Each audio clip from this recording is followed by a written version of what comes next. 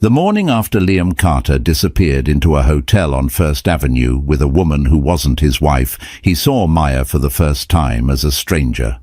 She stood on the curb outside the courthouse in a raincoat, hair damp, one hand shielding her belly as a black Bentley coasted up like a quiet verdict. Adrian Voss, billionaire, developer, and Storm in a suit, stepped out, the city reflected in his polished shoes. He opened the door for Maya with a care that hurt to watch. Liam had already signed the divorce papers. What he hadn't signed away was the heartbeat. Seattle grays you out first with clouds, then with decisions. Liam Carter had learned to squint at the line between compromise and surrender. He ran a boutique architecture firm from a brick nook in Pioneer Square. 2 junior designers, 1 espresso machine that hissed like a tired dragon. Projects came in flurries: restaurants, a co-working space, a community center whose funding evaporated at the last minute, then nothing for weeks. Maya Ortega, before she became Maya Carter, and then Maya Not Anything, had been his north. An urban planner with a spine of steel and a habit of quoting Jane Jacobs at parties, she'd moved through the world like it was a blueprint she could annotate. They married under lights strung between Douglas firs on Bainbridge Island, vowing to make cities kinder. For a time their missions dovetailed. She drafted neighborhoods. He sketched how those neighborhoods would hold light. Then the drought hit, professionally and privately. Rents climbed. Clients paid late. Liam stared at invoices and felt a pinch no accountant could fix. When Maya landed a grant to pilot a human-centered housing project, Harbor Light, Liam felt pride curdle into fear. She had purpose and leverage. He had an inbox full of circling back. The night with Serena Vale began as escape and ended as a confession. He told himself it was nothing, just a drink after a panel discussion on adaptive reuse at the Sorrento Hotel. Serena spoke like a flicker, quick and bright. She laughed at the right beats and touched his wrist with fingers warm and precise. In the room he forgot he belonged to anyone, then remembered too late. He recognized his face in the dark, another man lying to himself. Maya found the receipt before she found the courage to ask. When she asked, she did it standing by the kitchen sink, palm flat on the counter. "Was it one time?" she said, voice steady, eyes not. "One time," he said, knowing what counted and what didn't. "Do you love her?" "No." "Do you love me?" The truth arrived, wrecked and late. "Yes," he said, but the word had the texture of ash. They both tried to board a ship they'd already missed. Counseling, post-it notes with apologies, reworked schedules, a 2-week break to clear the air, which is another way to say breathe different air. The city didn't slow down to help them. When she told him she was pregnant, the sky had cleared to an improbable blue. They sat on the back steps, knees touching, and Liam felt terror and hope share a chair. "It's yours," she said. "We conceived before the hotel." He cried, he vowed, he failed. 2 weeks later, he met Serena again, this time in an office with a view, the city at a flattering angle. He told himself he was ending it. He told himself she understood. He didn't notice how expertly the door closed behind him. The divorce papers came in a manila envelope that smelled like toner. They agreed to kindness on paper. In person, they drifted like strangers across a crosswalk, each pretending not to see the other's shadow. The morning in front of the courthouse, the Bentley stopped like a period. Adrian Voss stepped out, a name that showed up in op-eds and ribbon cuttings. Someone whose money was a weather system. Maya didn't look at Liam, but she nodded when Adrian offered shelter from the rain. In that nod, Liam saw a decade collapse. He clutched the manila envelope and understood that losing someone isn't always loud. Sometimes it's the soft thud of a luxury car door closing. Maya had not planned to be anyone's rescue. She had spent her 20s in windowless rooms with maps taped to walls, learning to translate human need into zoning language. She believed in a city that could hold contradictions. A coffee shop next to a shelter, a park shared by a billionaire's dog and a 4th grader's kite. Harbor Light began as a sketch. 12 stories of mixed-income housing, ground-floor daycare, a rooftop garden threaded with herbs. She pitched it with a calm that hid the tremor inside. The grant covered soft costs and community outreach. Construction money would require a miracle or a mogul. Adrian Voss is interested, her program director had said, eyes gleaming with the relief of someone who didn't have to find the money herself. He likes legacy projects. He likes redemption stories. Maya didn't flinch at the word. Redemption had been weaponized in her vicinity lately. When Adrian invited her to lunch at a quiet restaurant in South Lake Union, he listened more than he spoke. He watched people the way some men watch stocks. "Harbor Light is elegant," he said, tapping the site plan. "It will outlive us both." "I hope so," she said, measuring him with the same tool she used for old buildings. "Is it salvageable?" "I don't want your name on the facade." He smiled. "What do you want it to say?" "Home." He signed on as anchor funder with a flourish that looked like generosity and was also strategy. His donation came with covenants that read like silk: advisory oversight, veto power over contractors, first right of refusal on ground floor retail. "We move faster if I carry some of the weight," he said. "Bureaucracy will eat you alive." She remembered being eaten in smaller ways, by doubts, by men who mistook her clarity for an invitation. She also remembered the smell of Liam's T-shirt, the one he wore when sketching late, coffee and graphite, a home her senses kept insisting still existed. When she told Adrian she was pregnant, she didn't cry. In the quiet after the sentence, he nodded, a hand moving a fraction toward her before retreating. "You'll need a buffer," he said. "Media, funders, the city. People can be kind until they sense leverage. Come work from my office. Use my driver. Let me absorb the noise." It sounded like a shield and felt like a net. She wanted to be strong enough to stand in rain and call it weather. But there was another truth. The fatigue that no nap cancelled, the way the baby made decisions with her body. She thought of Liam, his apology texts stacked like bricks, his silence between them louder, and decided that asking for help wasn't surrender if she wrote the terms. "Fine," she said. "I'll use your office, but I keep control of the community process, and no cameras unless I say yes." He inclined his head. "Deal." In his world, rooms opened before she reached them. Assistants materialized with tea. The elevator learned her floor, but there were prices, always. A board member referred to Harbor Light as Maya's pet project, and chuckled like that was cute. Adrian cut him off with a glance that felt like a drawn blade, but the cut landed on Maya's nerves anyway. Nights were the hardest. Alone in her apartment on Capitol Hill, she listened to an old clock count seconds. She missed the small cruelties of marriage, the way Liam left cabinet doors open because they were evidence of proximity. She missed the way he said "we" when he meant "I," and how he was learning. She missed who she'd been before she had to be somebody else to survive him. On a grey Sunday, she met her friend Nadia at Cal Anderson Park. Nadia handed her a thermos of ginger tea and the expression of someone who would help bury a body if asked. "Are you with him?" Nadia nodded toward a headline on her phone. "Voss backs new housing venture." "I'm with Harbor Light," Maya said. "And the baby?"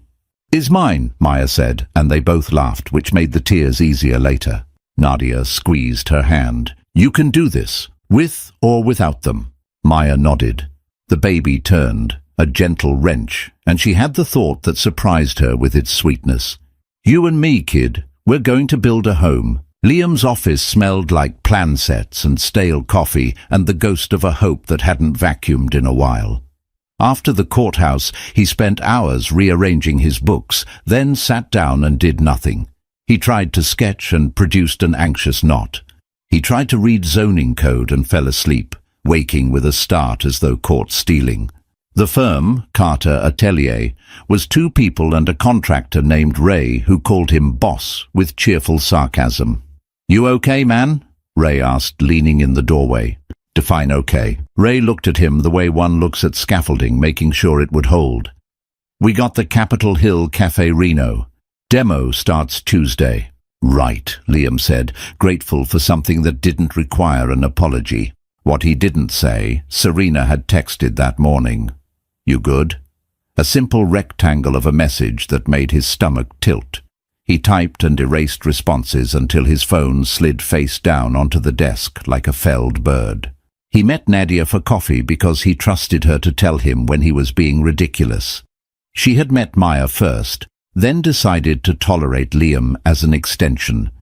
That was how it felt sometimes. He was a +1 to his own life. You look like bad news, she said, handing him a croissant and narrowing her eyes. What did you do after the courthouse? Went to the office, tried to work. And? Failed at both. Good, she said. Failing at work is a step. It means you aren't pretending it's fine. Do people come back from this? He asked, surprising himself. Not the marriage. I know that's an arrogance to assume. I mean from being the man who does the thing he swore he'd never do. Only if they stop narrating themselves as tragic heroes, Nadia sipped. You aren't special. You're just someone who let a wound drive the car. He breathed out a laugh. That's comforting in a way. What are you going to do? She asked. Work. Stay sober around my phone. Be present when Maya lets me be. And find out who Serena actually is. Nadia raised an eyebrow. Why? Because it doesn't add up, he said, the thread tugging at his mind. The way she showed up, the timing, the second meeting. I'm not saying I'm not responsible. I am. But I think I was also useful. That is the most male sentence I've heard this week, Nadia said, then softened. But maybe you're right. So find out. Just don't confuse detective work with penance. He nodded and went to the cafe site. He measured walls, listened to the building settle, took notes on how light curled at 3 p.m., a professional muscle remembering itself. In the evening he walked without destination until the rain found him. He stopped in front of the Sorrento like a man studying the scene of a fire he lit. Liam, a voice said behind him. Serena Vale wore a mustard coat and the expression of someone who always found the camera. She tilted her head. You ghosted. I imploded quietly. That too, she said, not unkindly. Do you want to talk? He did not. He also did. They sat in the lounge. He wrapped his hands around a club soda like it might confess. Who sent you? He asked finally. Her smile cracked, which made her more beautiful and less dangerous. What makes you think I was sent? The coincidence has bruises. She looked at her glass, then at him. I work for a firm that arranges outcomes. Sometimes that means pairing donors with causes. Sometimes it means pairing inconvenient men with distractions. He swallowed. Who hired you? I can't say. Can't or won't? Both, she said, and he saw abruptly a person trying to keep her job and her soul. But I can say this. You were already falling. I was a well-timed gust. Rage and relief performed a clumsy dance in his chest. He chose neither. Maya is pregnant, he said, because he needed Serena to know what story she'd touched. Serena flinched. Liam, I didn't know, I swear. He believed her. He also hated that any of it required belief. If you remember anything that helps me protect her, about who wanted me out of her orbit, tell me. She nodded. I'll try. She scribbled a number on a coaster. That's my personal cell. If you call my work line, you'll get nothing but good morning. Outside, the rain had moderated to a fine insistence. Liam tucked the coaster in his pocket and thought of lines on a plan, load-bearing, non-load-bearing, and how he had mistaken one for the other. He went home to an apartment that echoed, then wrote Maya an email he didn't send. I am learning the shape of my absence. Serena Vale's childhood taught her to read rooms faster than books. A mother who disappeared and returned with stories like loose buttons, a series of apartments that measured time in landlord footsteps. She learned that people who wanted something told prettier lies than people who wanted nothing.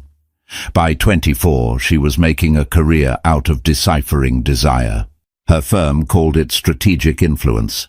Clients called it discretion. She called it rent. When she was assigned Carter, she read his file like a script. Small firm, big ideals. Married to a woman on the cusp of a significant civic win. Targets vulnerabilities in bold, cash flow anxiety, masculine pride in recession, a history of quiet self-erasure disguised as creative sacrifice. The client, shielded. Payment routed through a donor-advised fund. Deliverables, compromising appearance. Plausible rumor. Delay emotional bandwidth. She told herself she was providing a nudge, not a shove. Then she met Liam. He looked at her the way honest men look at light, grateful and wary. She had not planned on liking him. That complicated the angles. After the Sorrento, she went home and sat on her clean couch and stared at the window. The city outside did its tremor and glow. She had texted her handler, mission accomplished. She typed and then deleted a second message, he's not built for this, and then chewed her lip until it stung. The second meeting had been orchestrated. A chance invitation to a breakfast panel. A random seating chart. Liam walked into the room as if into an echo of himself. She watched the struggle in his shoulders and something in her unspooled. When he left the lounge after their talk, she dialed her handler. "I'm out," she said. "You don't get to be out," the voice replied, a calm polished by office air. "Then consider me inconvenient." Silence. Then a new voice, older, empty of surprise. "Serena, this is Adrian Voss. I hear you're interfering with an arrangement." She stood. The name disoriented her the way turbulence does when you've forgotten you're in the sky. "Mr. Voss," she said, buying a second, too.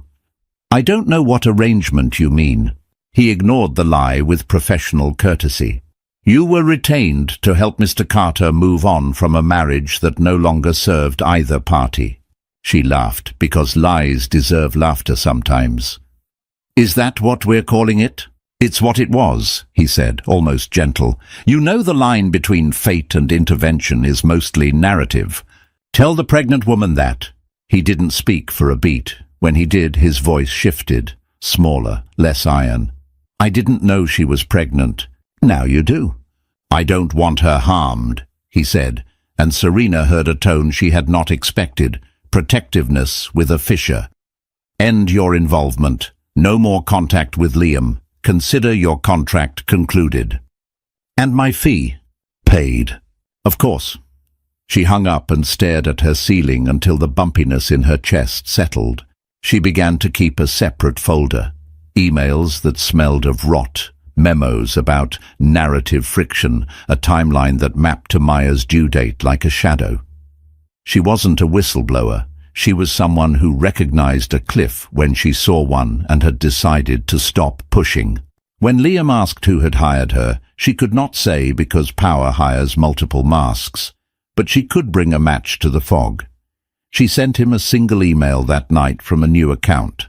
"Look at Harbour Light's ground lease addendum, the one your ex signed with advisory oversight." She closed her laptop and exhaled. She was not a heroine. She wanted to sleep through the next month and wake up in a life with less explanation. The city did not promise her that. It promised nothing, which was, in its way, honest. Adrian Voss refused to be surprised by storms. He preferred owning umbrellas in advance. His wealth was an accumulation of contingencies. A shipping startup flipped before the crash, a real estate portfolio assembled before neighborhoods learned their names, a chain of data centers that hummed under green roofs. He'd married once, briefly, to a woman who looked at his calendar like a competing empire. The divorce settlement was generous and quiet. He learned the cost of affection marketed as equity. Maya did not present like an acquisition. She presented like a standard he had not met. When she spoke about Harbour Light, she drew lines from history to now, from policy to porch light. And he saw his money change costume, from power to penance. He had not consciously set out to detonate a marriage. He had, however, learned that some partnerships were friction points. He had also learned how to help fate along without leaving fingerprints. The firm that found Serena had been recommended by a man who owed Adrian a favor. The favor had been called in with 3 sentences and no nouns. When Serena said the word pregnant, he stepped to the window of his corner office and looked out at a city he could move and not change. He thought of his mother, a nurse's aide who had believed that money meant problems ended when the bills were paid. He wished that were true. He went to Maya's apartment that evening, not because he doubted her strength, but because he understood the difficulty of absorbing kindness while building a fortress. He brought soup. It was a clumsy gesture, but sincerity unpracticed always looks like thrift store clothing. "You don't have to bring food," she said at the door, smiling despite herself. "I don't have to do most things I do," he said. This one seemed harmless. They ate at her small table. The clock counted. Outside, rain tattooed the awning. "I spoke to someone today," he said finally. "A person I shouldn't need to speak to. She told me some news I should have learned from you, but I didn't. I'm sorry for that." Maya watched him the way you watch a dog you can't read. Curious, cautious. "I would have told you this week," she said. "I was trying to say it without making it about you." "Nothing is about me that I don't make about me," he said, dry, surprised by his own candor. "I want to help, Maya, not own, not decorate, help." "You don't get to do only the parts of help that make you feel noble," she said, and the sentence landed between them with the satisfying weight of something true. "You come with brightly colored strings. I have a baby to grow. I have a project to shepherd. I have a spine, in case you missed it." He laughed softly, noted. She looked at him, really looked, seeing beyond the magazine gloss. "Why Harbourlight? Why me?" He could have said branding. He could have said legacy. He could have said the truth disguised as strategy. He said, "Because once, when I was a boy, we lived in a car for a month while my mother waited for a rent check. Because a woman with a clipboard told us we were lucky to get a motel voucher. Because I think about that word every time I enter a building under my name. I am tired of building towers that look at the water and pretend they're kinder than they are." Maya's face softened. "Thank you for not lying." "I try to save my lies for the market," he said. "It hasn't made me many friends." "Money's friends are conditional," she said. "You know this." "Yes." He hesitated. "I also know I made a mess by trying to clean quietly." She didn't ask for details. She didn't want the wallpaper peeled back farther than necessary. "Here are my terms," she said, steady. "You fund without veto. You advise when asked. You never speak to anyone who can influence my life without telling me first. And if I say no cameras, it means no cameras." He nodded, agreed.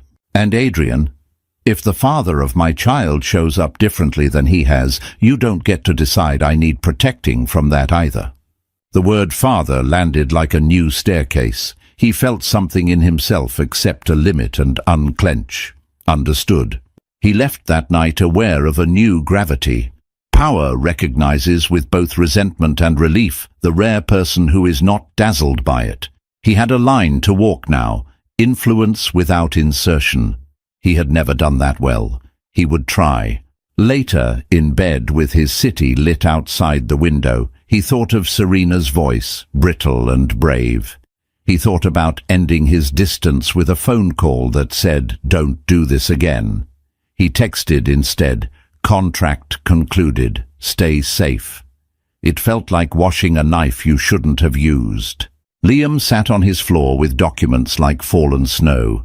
He'd requested the Harbourlight file as a concerned citizen and been granted a redacted avalanche. He found it by accident at first, a clause tucked into an addendum almost nobody reads unless paid. Advisory oversight extended to approval rights in the case of material deviations from progress timeline, defined by a schedule the funder's board set. If the city delayed permits, which cities do like breathing, the funder could intervene to ensure project viability, including temporary leadership adjustments. He stared until the words arranged into the shape of a trap. He called Serena's new number with his heart in his throat. "I found it," he said when she answered. "Good," she said, relief rusting her voice. "You were part of this," he said, not a question and not an accusation exactly. "I was part of a machine," she said. "We're all part of machines." I'm trying to stop mine from grinding your ex-wife's life." "What do I do?" he asked, and the humility of it felt like a borrowed shirt that finally fit. "Tell Maya," Serena said. "She'll hear it from you if you've built a bridge since you burned the last one." He wrote the email 3 times. He deleted all 3. He texted, "Harbor Light Addendum gives funder power to replace you if permits are delayed. Please look. This isn't to win points. It's to warn." He put his phone down and picked it up and put it down again until the device became an enemy. No reply. He didn't deserve one. He went to the cafe site and worked until his body remembered satisfaction.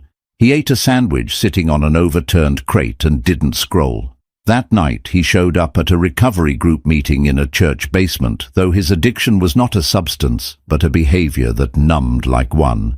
He listened to men and women talk about the wreckage of choices that felt like oxygen at the time.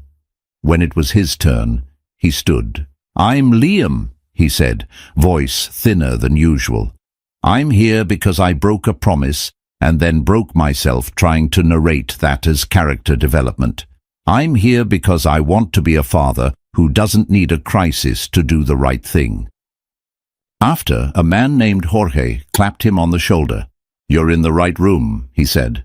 "We don't do magic here, but we do time." Time, it turned out, provided responses. At midnight, Maya replied to his text. "I saw the clause. I hate that I needed you to find it for me, but I'm grateful you did. We'll talk at the community meeting tomorrow. Don't make it about you." He wrote, "Understood." The community meeting at the neighborhood center was the kind that makes democracy look beautiful and itchy. Folding chairs, bad coffee, a whiteboard with Harbor Light's bullet points. Maya stood at the front, tired and luminous. Adrian stood to the side, an observer with a wallet. Liam sat in the back row because humility has geography. "I want to be transparent about funding," Maya said, marker clicking. "There's an addendum that gives our funder more power than I'm comfortable with. We will amend it." An older woman raised her hand. "Baby, can you amend a billionaire?" Laughter rippled, then quiet. "We can amend a contract," Maya said, "and we can change who's invited to the table. That includes everyone here." Adrian stepped forward, unexpected, microphoneless. "I support the amendment," he said. "No veto power, advisory only. I want this project to serve the community, not my ego." A man in a baseball cap muttered, "Funny way to say that with a watch like that." But the room nodded. Afterward, in the parking lot's wet sodium light, Maya approached Liam. He got to his feet too fast, nerves spiking. "Thank you," she said. The words were bruised and warm. He nodded. "You don't owe me that." "Maybe not," she said, "but it's true." He forced himself to keep the conversation simple. "I'm redesigning a cafe," he blurted, then winced at himself. "That's not relevant." "It is," she said, smiling unexpectedly. "I liked when you talked about light." He looked at her and saw, flickering, the habit of us. He also saw the weight in her shoulders, the reservation. He swallowed the useless sentence that scratched his throat, "I miss you," and replaced it with something serviceable. "If you need me to talk to the permitting team, I can. I know a couple of inspectors. I know what words help." "I will ask if I need that," she said, setting a boundary with elegance. "And Liam, the baby's heartbeat is strong." His eyes burned. He nodded. "Good." A car door clicked. Adrian's driver. The Bentley waited, black and inevitable. Maya touched Liam's arm, a gratitude that didn't promise anything, then crossed the lot toward the different weather of another man's resources. Liam watched her go and felt, for the first time since he'd broken his life, not only the hunger to have her back, but the hunger to become the kind of man who could be accounted for. The city council chamber smelled like polish and performance. Harbor Light's hearing had drawn a crowd. Activists with hand-painted signs, developers in suits the color of influence, neighbors with grievances folded into their coat pockets. Liam found a seat near the aisle. Serena slid into the row behind him, wearing a black dress like a statement. "I'm here, and I see." Maya sat at the front with her team. She looked pale but steady. Adrian took a seat 3 rows back, a deliberate demotion. The council chair tapped her microphone. "We're here to consider the Harbour Light proposal," she intoned. "We will hear from the applicant, then the public." Maya spoke first. She talked about design as empathy, about elevators that smell like fresh paint instead of fear. She talked about rent structures that left room for groceries. She did not talk about heartbreak or billionaires or the baby rolling under her ribs like a new moon. Her voice only wavered once on the word home. Then came the parade. A landlord who didn't like the way affordable sounded on his block. A teacher with a story about a student sleeping in a car behind the school. A man who kept saying property values like a prayer. Nadia spoke, crisp as a bell. "We're not building a burden," she said. "We're building a future where my goddaughter doesn't have to memorize the bus routes of shelters." When it was Adrian's turn, he stood and did the thing billionaires do when they try to be small. "I am providing funding," he said. "I am not, as of last night, holding veto power. I will not profit from Harbour Light. I request that you hold me publicly to that." Murmurs. The council chair arched an eyebrow. "That's unusual." "So is sleeping in a car," he said. Serena leaned forward, whisper soft. "He did the right thing fast to avoid doing the right thing slow," she said, and Liam couldn't tell if that was a compliment. Then a woman approached the microphone with a printout clutched like evidence. "This," she said, "is an investigative piece I was sent," and she glanced at Serena. "It suggests that certain influences were applied to the personal life of Harbour Light's planner." The air changed. Maya went still, the way a forest goes still when a match appears. The chair frowned. "We don't adjudicate personal matters here." "Except when personal becomes political," the woman said, quoting someone or everybody. Serena stood. "I need to speak," she said. "I was part of a consulting engagement that facilitated a situation which hurt a person who didn't deserve it. That person is Maya Ortega. I cannot name my client. I can say that my actions were unethical, and I regret them." Gasps. Phones lifted like a field of small suns. Maya's cheeks flushed, then cooled. She stood and leaned toward the mic. "My private life is not a public process," she said, voice low, iron-laced. "But since we're here, I am pregnant. The father is my ex-husband, who is not perfect and is also trying. The funder of Harbour Light has agreed to relinquish power that does not belong to him. And a woman who contributed to my pain is choosing to stop. None of that changes whether Seattle needs places for people to sleep and sing and make lunches. Approve this project or don't, based on its merits. I will not be leveraged." Silence held. Then a smattering of applause grew into something sturdier. The chair rapped her gavel, irritated at the display of feeling. "Order," she said, ordering people who'd already organized themselves into belief. During a recess, Maya slipped into the hallway. Liam followed at a respectful distance, then stopped when he saw her wobble. She braced a hand on the wall. He reached her in 3 steps. "Sit," he said, guiding her to a bench. "I'm fine," she said, "not fine." "Breathe," he said, "in for 4, out for 6. She obeyed, because sometimes obedience is wisdom. Color returned to her mouth. She leaned back, eyes closed. Adrian approached, urgency barely leashed. He stopped when he saw Liam's hand on the bench, not possessive, just present. He lowered himself onto the opposite end. "I'm okay," Maya said, eyes still closed. "If one more man asks me if I'm okay, I will regulate private capital out of the city with my mind." They laughed, because the alternative for all 3 of them was worse. "Thank you," she said after a moment. She opened her eyes. "Both of you, and you," she added, looking at Serena, who hovered like an apology in heels. "Someday we can talk. Not today." Serena nodded, throat working. Back in the chamber, the vote landed like weather. 6-3 in favor. Conditions, amendments, oversight, yes. But the yes mattered. People hugged people they didn't know. A man cried into a mariner's cap. Maya stood very still, absorbing victory and exhaustion, then bent, a slow fold. Liam caught her before the floor did. The room shifted into motion. Paramedics spoke gently. "It's probably blood pressure," one said. "Happens." At the hospital, in a room that smelled like lemon and worry, they listened to a rapid, insistent thrum. The baby announced itself like drums in a parade. "Strong heartbeat," the nurse said. "Strong kid." Maya looked at Liam's face as he listened, hands shaking. He was grief and astonishment and something else. A man letting love be larger than shame. Adrian watched from the doorway, a hand braced on the jamb, eyes unreadable. He nodded once to Liam. Liam nodded back. It felt like a ceasefire negotiated by a third party, a small person with a fierce metronome. If Maya had believed that a heartbeat would solve the geometry, she would have forgotten her training. Cities don't simplify. They complicate and clarify by turns. The paternity test? That was data.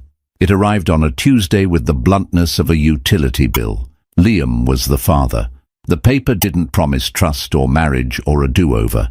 It promised a baby who would inherit their eyes and their mistakes and, if they did it right, their better choices. Liam wept when he read the results in his car. He texted Maya, "Thank you for letting me test. I don't take lightly what this means. I'm here, not only when it's beautiful."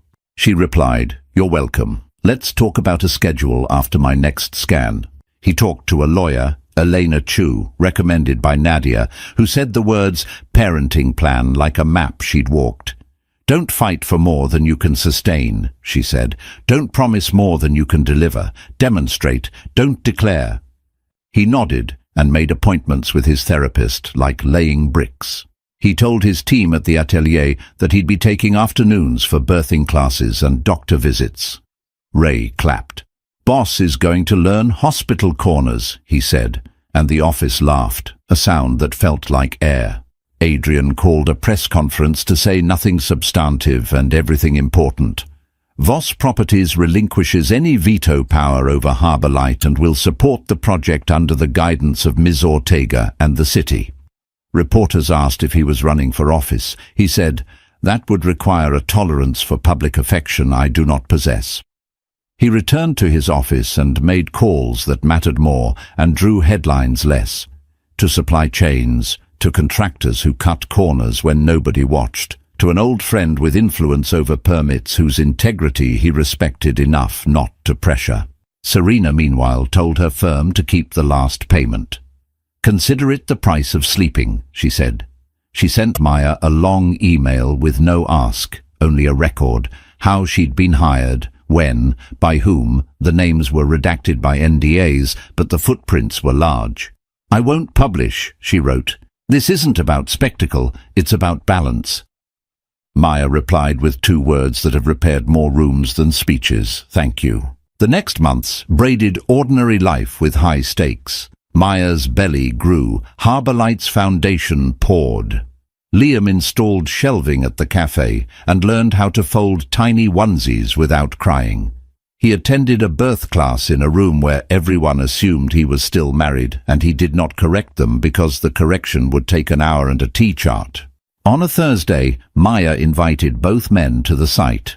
The concrete cured under a sky that had finally learned blue again. She wore a hard hat that said Ortega in black letters like a declaration of jurisdiction. "We will need a permanent governance board," she said, "with residents on it.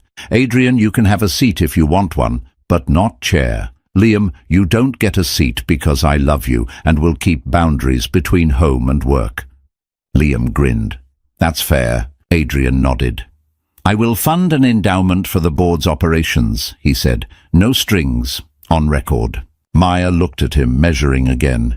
"Thank you." They stood and watched a crane move. The city hummed. People carrying groceries, arguing about parking, kissing by bus stops, living. Maya felt the baby roll and put a hand on her stomach, an unconscious benediction. "Name?" Liam asked. "For the baby." "I have 2 in mind," Maya said. "If it's a girl, Isabel. If it's a boy, Mateo, after my grandparents." "They built their own house," Liam said, remembering the story of boards and nails and neighbors who showed up. "Yes," she said, "it fell down once. They built it again." Serena texted a photo that afternoon of a storefront in the Central District. A sign in the window, Vale & Co., Community Advocacy, Crisis to Cause. She had taken her skill set and reframed it. The homepage said, "We tell true stories faster than lies." Underneath, sliding scale services, a link to donate, a link to volunteer. Maya forwarded the link to Nadia, who replied with a string of celebratory emojis and a single sentence. Sometimes the villain wrote her own exit. At night, when the city quieted to its secret volume, Maya sat by her window and allowed herself to imagine the postpartum hours, the ache and flood, the baby's serious face, the way love would rearrange her molecules. She also allowed space for sorrow, for the marriage that had become a ghost with good intentions. She honored both.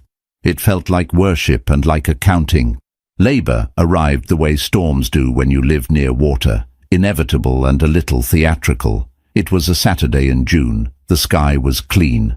Maya felt the first contraction in line at a farmer's market, holding plums. She texted Liam. "It's time." She texted Adrian. "The driver is not necessary." She texted Nadia. "Bring the overnight bag and don't let the internet find us." The hospital room had a window with a view of cranes and water. It felt right to bring a builder into a world of construction. Liam arrived breathless and calm. He had practiced his breathing in the car, counting lampposts. Nadia moved like she'd done this before, which she had, with her sister. Adrian waited in the family area with coffee and a book, and the expression of a man learning patience as a language. Maya labored for hours, a long swim to a shore she could not yet see. Pain dismantled her and rebuilt her as someone who could ferociously insist. Liam was astonishing in his willingness to be told exactly what to do, and to do only that. "Press here," she said. He pressed. "Don't talk." He didn't. "Tell me a story," she said, and he did, the one about a coffee shop corner where morning light made strangers look holy. When the baby finally slid into the world, she cried with outrage, and then with the relief of oxygen. "Isabel," Maya said, a name and a prayer. The nurse placed the small, damp human on her chest. Isabel blinked, confused and ancient. Liam cried in a way that rearranged his face. He looked at Maya with reverence and apology and awe, and for once he did not try to braid them into an argument. Later, when the room had settled, Adrian knocked and entered like a man entering a church. He brought flowers that did not smell like flowers. He looked at Isabel with a surprise he did not hide. "Hello," he said, the word new in his mouth. "You are very small." "Do you want to hold her?" Maya asked. He frowned, startled, then nodded. He washed his hands the way reporters always forget to describe, thoroughly, with attention. He sat, and Maya handed him Isabel. He held her like a contract, and then forgot to be careful because love arrived and knocked the numbers out of his head. Isabel grunted, unimpressed and enchanted. He exhaled. "She has your focus," he said to Maya. "And your stubbornness," he said to Liam, surprising them both. They laughed. The moment braided something that had been frayed. Weeks later, Harbour Light's ribbon-cutting unfolded. The building rose clean and intentional, with balconies like smiles and a daycare entrance painted with constellations. The sign at the front read, "Harbour Light," in letters that would patina nicely. No donor names.